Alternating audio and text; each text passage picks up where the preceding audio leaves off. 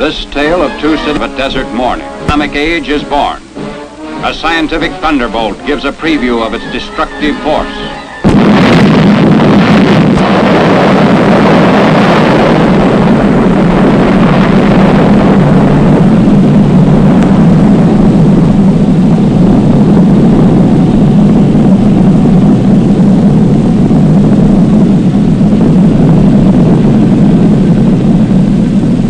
From the instant of that first blast until Hiroshima vanished from the list of living cities, closely guarded plants in New Mexico, Tennessee, and the state of Washington continued their work to shorten the war. Hiroshima, one of Japan's arsenal cities, was selected as the first to feel the weight of atomic power.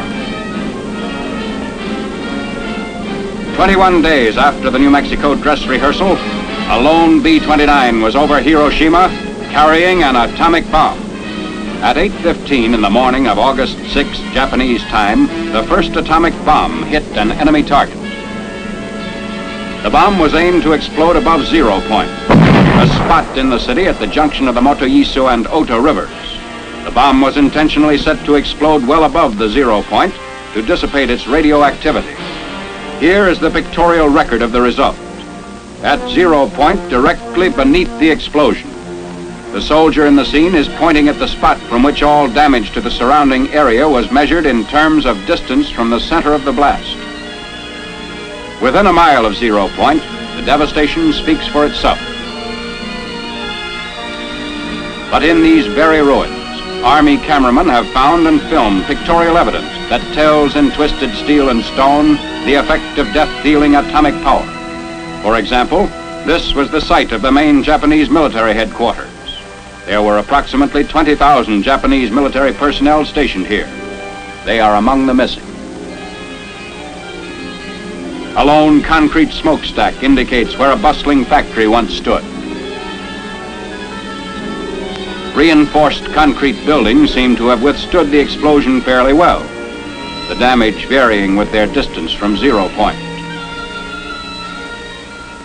Within an area of a mile to a mile and a half, this type of building was the only type to withstand complete demolition and destruction. Here's a building that was actually knocked sidewise, giving you an idea of the force of the blast. The direction of the blast is graphically told by the slant of this parapet, a concrete wall. Etched in the stone base of what was the Russo-Japanese War Memorial are telltale lines, atomic handwriting for all to read. Another signpost of the direction and force of the explosion is blasted in the polished granite base of this statue. The light surface indicates the angle of the blast, 2/10 of a mile from 0 point. Many of the shattered windows pointed like skeleton fingers the direction of the atomic wind of death. On one side, blown in. On the other, blown out, with atomic tornado force. Inside, the flash burns on the chairs give eloquent testimony on the heat of the blast a mile from 0 point, which singed the mohair upholstery like a blowtorch. Hiroshima City Hall, which stood at an angle of 45 degrees to the direction of the explosion, had its doors and windows blown in, but suffered much less damage than buildings squarely in the path of the blast. The windows and doors offer mute evidence of the way the blast swept into the structures. The destructive circle within a mile from 0 point had a few notable exceptions, mainly reinforced concrete. On the edge of the area of greatest damage was a landmark, the Red Cross Hospital, which never ceased functioning although it sustained damage. Today it dominates the desert of a debris that was Hiroshima. Another notable exception to the general demolition was the Higashi Railroad Station in East Hiroshima, a mile and a half from the center of the blast. This building, however, suffered extensive damage. The twisted steel beams and concrete wall show the effects of the tremendous concussion.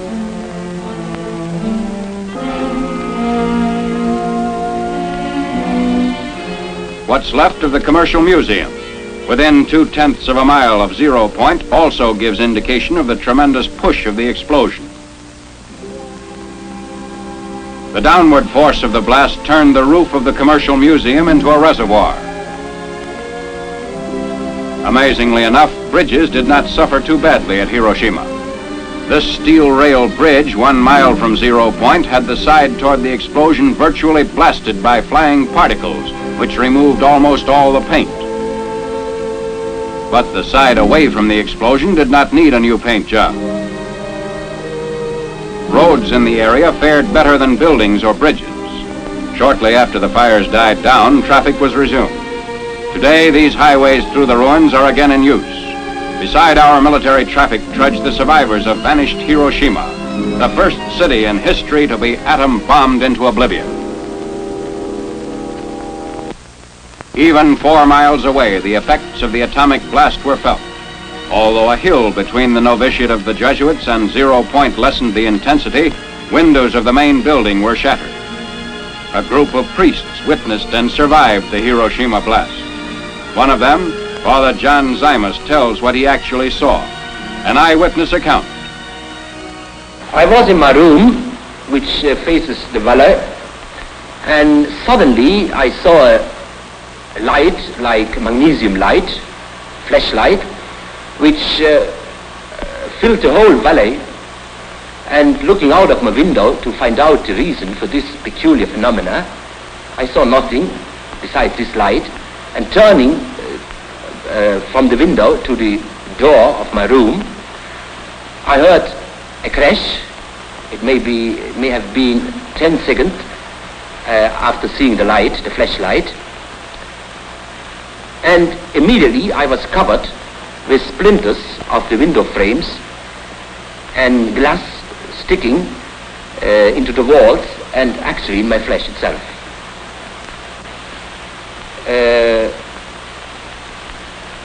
After a while, we saw a procession of people coming from the outskirts of the city up the valley. Many of them, most of them, were wounded, especially the parts of the body which were not covered by clothes, like hands, feet, back. All of us who lived through this experience at the spot estimate the numbers of dead at least as 100,000. What is your opinion as to the story that the ruins of the city emitted deadly rays? Well, I think that it's just a rumor, because I myself and others of us have worked in the city itself immediately after the explosion for several hours, and we felt no ill effect at all. After Hiroshima, Tokyo wondered when the next atom bomb would fall. They did not wonder long, because the president delivered an ultimatum: surrender or face complete destruction. The Japanese ignored the ultimatum. It was evident that atomic power to break the enemy must become the tale of 2 cities. Nagasaki was selected to become target city number 2. Exactly 3 days after Hiroshima, a B-29 set out for Nagasaki. Instructions were precise. To the north, Japan's greatest torpedo plant. To the south, steel and arms works were located in the heart of the city. The bomb was aimed midway between the 2 plants to cause greatest possible damage. Because the plants were located in a valley, surrounding hills shielded most residential areas and concentrated the damage on the industrial section. At 10:58 the morning of August 9th, the bomb was exploded above the city, and in the towering mushroom, Japan could read its doom. This was more than a routine bombing. It was the funeral pyre of an aggressor nation. The bomb had been purposely exploded high, so that the greatest part of its radioactive material was dissipated in the stratosphere.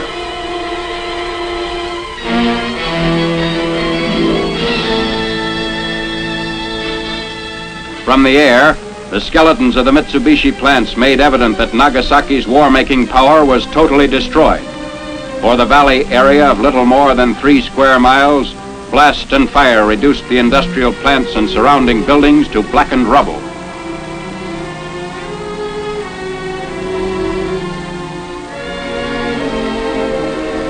The Mitsubishi Steel and Arms Works extended almost a mile in length. Before the blast, these were modern buildings constructed like our own American factories. Closer examination of the ruins shows the same complete destruction that characterized the ruins of Hiroshima.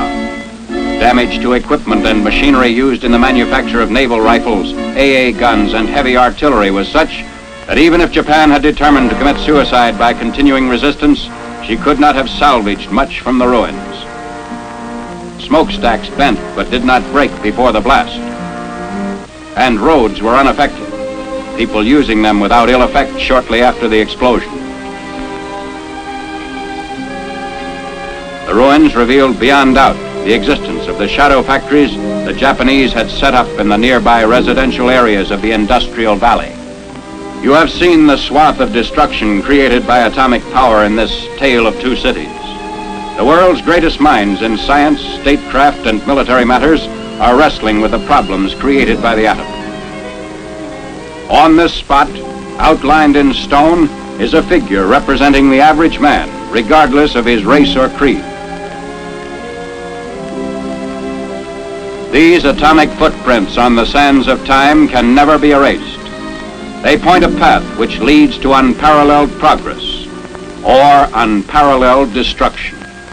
Just as in the darkness of the desert morning when the atomic age was born, atomic power puts the question squarely to mankind.